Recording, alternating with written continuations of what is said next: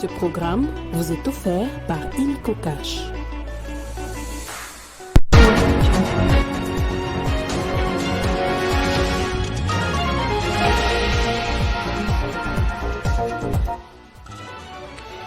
Sans Joseph Kabila Kabange, la RDC ne serait pas réunifiée. Témoignage de Colette Brackman. L'ancien président de la République a été au cœur d'un entretien sur la radio Top Congo avec la journaliste belge. Joseph Kabila n'avait pas obéi au dictat des Occidentaux comme il en est de coutume avec les présidents africains. Des révélations fortes de Colette Brackman que vous allez suivre dans ce journal. À la Chambre haute du Parlement, on compte désormais 100 sénateurs dont les mandats ont été validés avec les 16 nouveaux sénateurs, dont ceux de l'Équateur, Ituri, Maïndombe et Nord Kivu. Et dans l'entretemps, le doyen Mukamba a décidé de laisser Pascal Kinduelo continuer à occuper la présidence provisoire du Sénat et à organiser les élections du bureau définitif.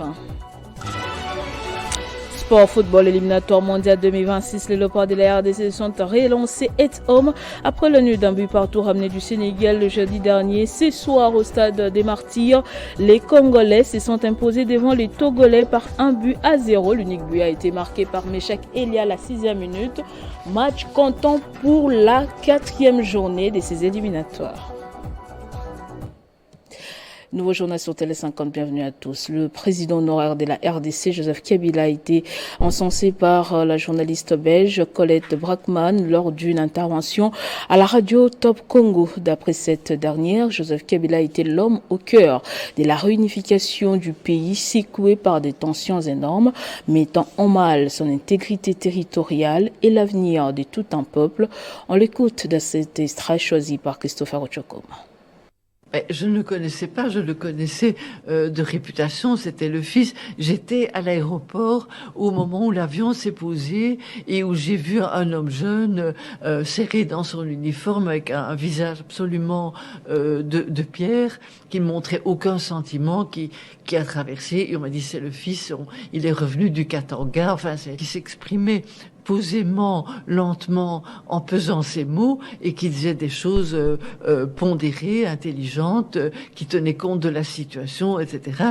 Et alors quand je suis sortie, mes collègues journalistes congolais, comme vous l'avez dit, était peut-être un peu jaloux. Il vous dit mais tu as eu une interview de Joseph Kabila et il parlait en quelle langue? Il paraît qu'il parle pas le français, etc. Mais je dis même pas du tout.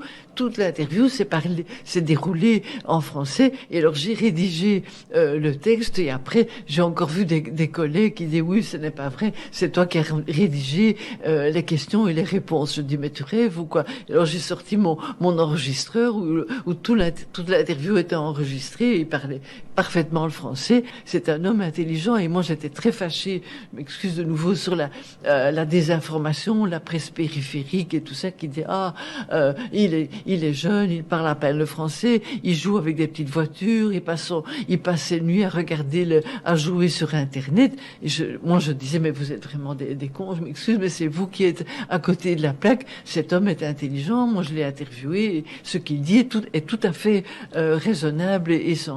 Et donc de nouveau la tentation de la caricature.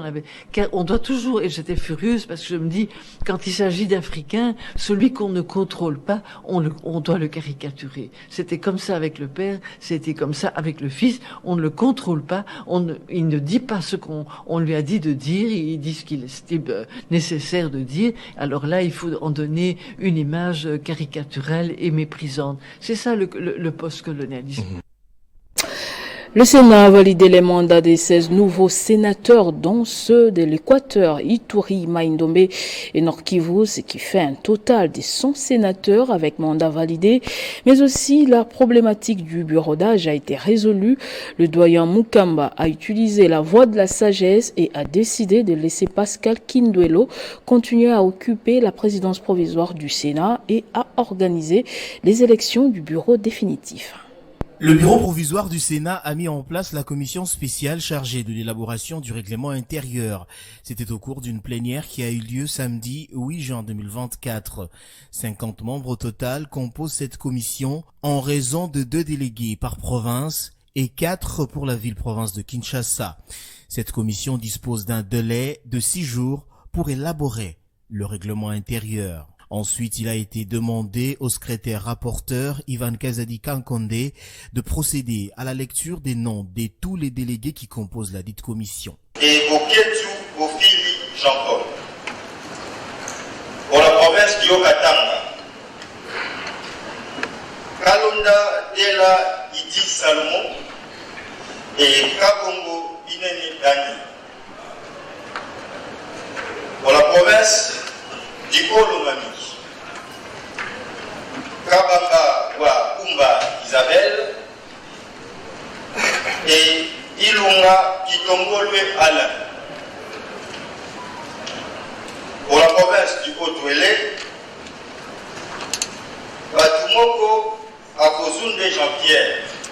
Il s'y est de signaler que, bien avant la mise en place de la commission chargée de l'élaboration du règlement intérieur du Sénat, la plénière a validé les pouvoirs des 16 nouveaux sénateurs des provinces de l'Équateur, de l'Ituri, de Maïndombe et du Nord Kivu.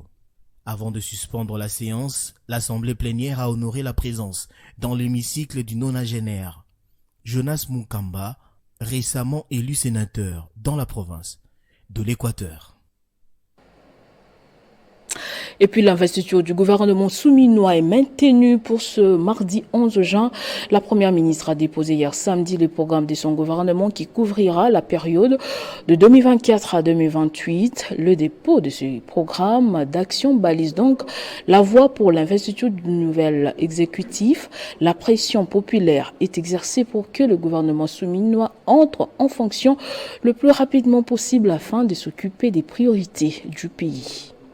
Quelques temps après avoir déposé officiellement son programme gouvernemental et après avoir eu à la veille une séance de travail avec le président des caucus des députés nationaux des 26 provinces, la première ministre Judith Suminwa Tuluka a réuni ce samedi 8 juin 2024 dans les chapiteaux de Pullman Hotel à Kinshasa la majorité parlementaire en vue de lui faire part de grandes lignes du programme de son gouvernement qu'elle amènera mardi prochain devant la représentation nationale en vue de solliciter son investiture. Introduite ici par Vital Kamerhe, président de l'Assemblée nationale, en présence des membres de son gouvernement, Judith Suminwa Tuluka a d'abord remercié les élus de sa famille politique pour l'attention particulière dont ils font montre par leur soutien au programme de ce gouvernement. La chef de l'exécutif national a ensuite brossé quelques grandes lignes contenues dans ce vaste programme. En clair, les 6 engagements pris par le chef de l'État, Félix Antoine Tshisekedi Tshilombo, lors de son investiture, ont été transformés en 6 piliers afin de consolider d'une part les acquis du premier quinquennat de Félix Tshisekedi, mais aussi et surtout poser définitivement des jalons pour un Congo meilleur qu'hier et aujourd'hui, avec pour indicateur le développement économique et social.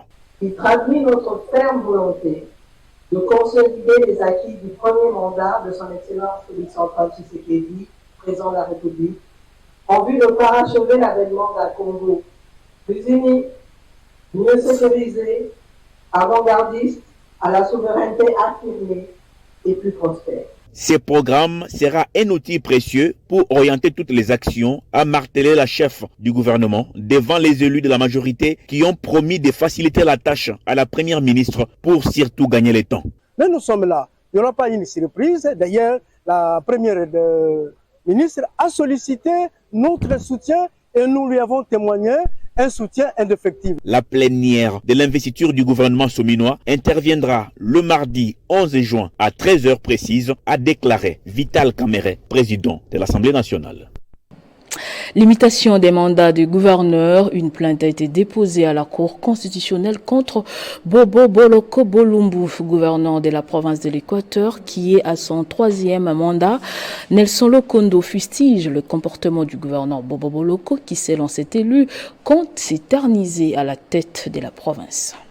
Oui, nous venons de déposer une requête en constitutionnalité de l'élection du gouverneur Bobo Boloko pour un 3e mandat dans la province de l'Équateur.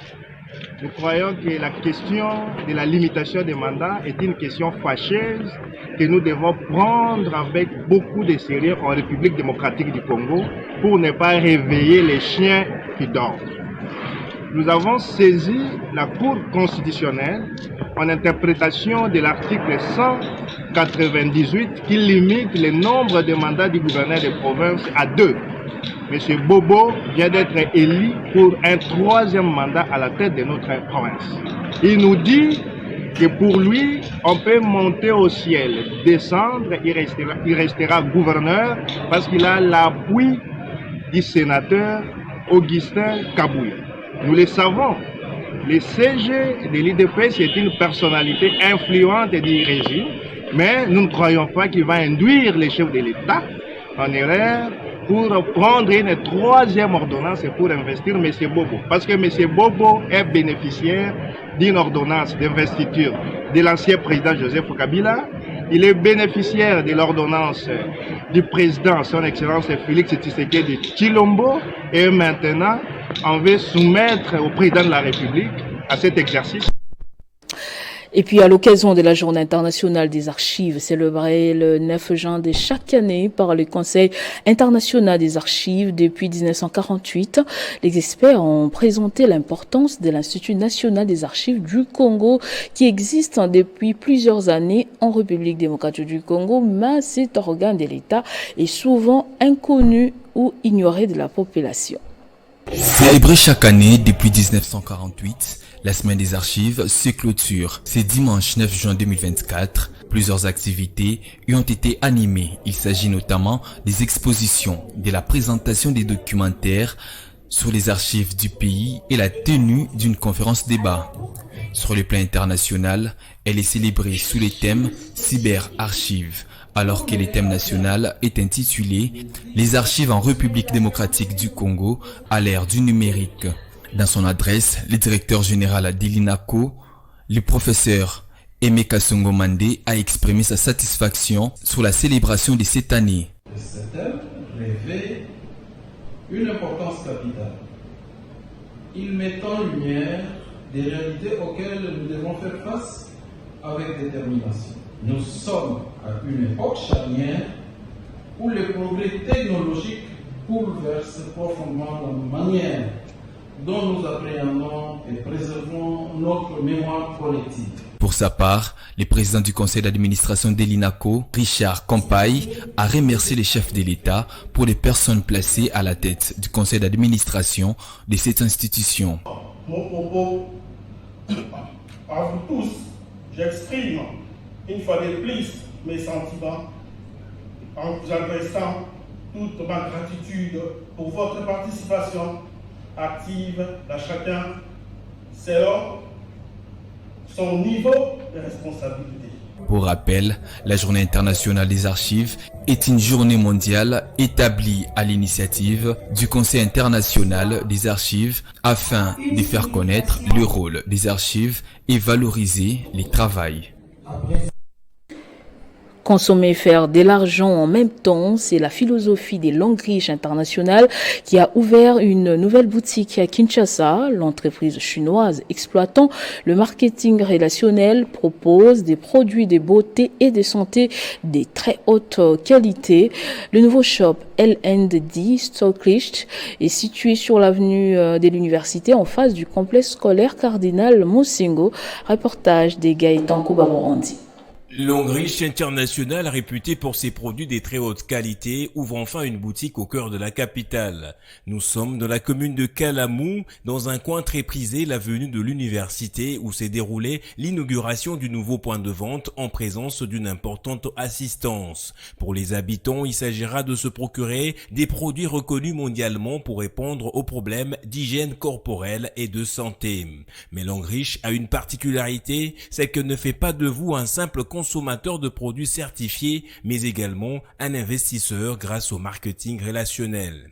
Alors, l'ouverture officielle de notre shop stockiste aujourd'hui était marquée sous les thèmes comment épargner, comment commencer un business rentable avec un faible capital ou un faible revenu.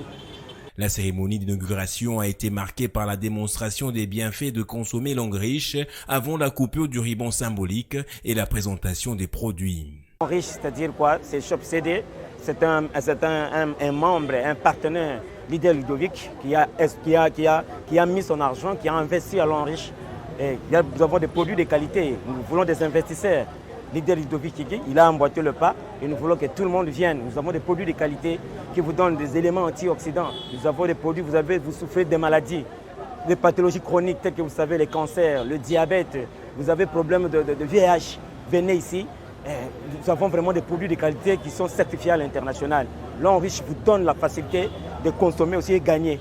L'Enriche est une entreprise chinoise fondée en 1986 et dont le siège social est basé à Sunzhou. Elle est spécialisée dans la conception, la fabrication et la commercialisation de produits cosmétiques, des produits de santé et de bien-être. À l'international, l'armée américaine a annoncé hier samedi la reprise de la livraison d'aide humanitaire à Gaza. Elle annonce également la libération lors d'une opération militaire dans le centre de la bande de Gaza des 4 otages. Ces derniers avaient été enlevés sur les sites du festival de musique Electro-Nova par le mouvement islamiste palestinien Hamas. Retour au pays pour parler sport, je le disais au sommaire. Football éliminatoire, Coupe du Monde 2026. Les Léopards de la RDC se sont relancés et home après le nœud d'un but partout ramené du Sénégal le jeudi dernier. Ce soir, au stade de Martyrs de la Pentecôte, les Congolais se sont imposés devant les Togolais sur la marque d'un but à 0. L'unique but a été inscrit par Meshak Elia matinalement à la 6e minute. Ainsi, la RDC totalise 7 points dans son escarcelle et occupe les ventres du classement dans ce groupe B à l'issue de cette 4e journée. Et ce journal est terminé. Place au rappel des titres. Sans Joseph Kabila Kabange, la RDC ne serait pas réunifiée. Témoignage de Colette Brackman. L'ancien président de la République a été au cœur d'un entretien sur la radio Top Congo avec la journaliste belge. Joseph Kabila n'avait pas obéi au diktat des Occidentaux comme il en est des coutumes avec tous les présidents africains. Des révélations fortes de Colette Brackman que vous avez suivies dans ce journal. À la Chambre haute du Parlement, compte désormais 100 sénateurs dont les mandats ont été validés, avec 16 nouveaux sénateurs, dont ceux de l'Équateur, Ituri, Maïndombe et Nord Kivu. Et dans l'entretemps, le doyen Mukamba a décidé de laisser Pascal Kinduelo continuer à occuper la présidence provisoire du Sénat et à organiser les élections du bureau définitif. En sport, football éliminatoire mondial 2026, les Léopards de la RDC se sont relancés à la maison après le nul d'un but partout ramené du Sénégal le jeudi dernier. Ce soir, au stade des Martyrs, les Congolais se sont imposés devant les Togolais par 1-0. L'unique but de Meshak Elia a été inscrit à la 6e minute. Merci de nous avoir suivis des partout. L'information reste en continu en temps réel sur votre télévision.